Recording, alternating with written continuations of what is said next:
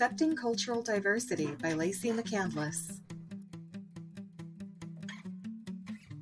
As teachers, we help students define themselves, act as role models, and teach more than our curriculum. We work long hours and try very hard to meet the needs of a diverse student population.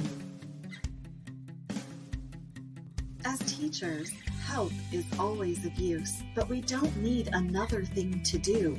We need a little bit of time to reflect.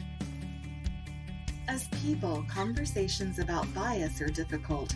We're afraid others will think less of us for expressing those biases.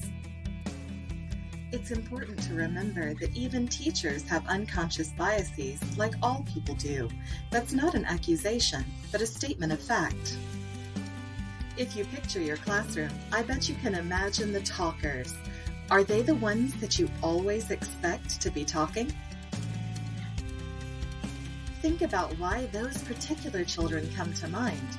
Are there other children in other classes that act the same way? We tend to notice misbehavior first in children who are unlike us in some way. This is an unconscious bias. Similarly, we tend to show support to children that remind us of ourselves.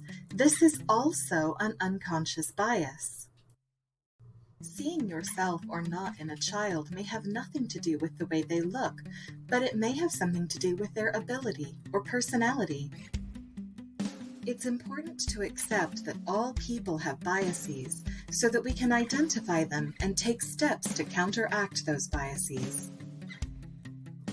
First, we need to evaluate our behavior. Is there a bias behind it? Is it positive or is it negative? As with all personal growth, this is not going to be fast or easy, but with perseverance, we can change our behavior. Our first step is finding patterns in our behavior and the way we treat others around us. Do we call on more girls or more boys? Do we sit certain students together? Remember, not all biases are negative. Step 2 is evaluating our patterns of behavior. Why is it that we act this way? What is it based on? Sometimes the things which affect our behavior are unexpected. Our faith, our past experiences, or memories can all affect behavior. Step 3. Next, we try something new. Once we've identified a problem, it's never too late to change our behavior. Remember that as people, we are always a work in progress, growing and changing with new information.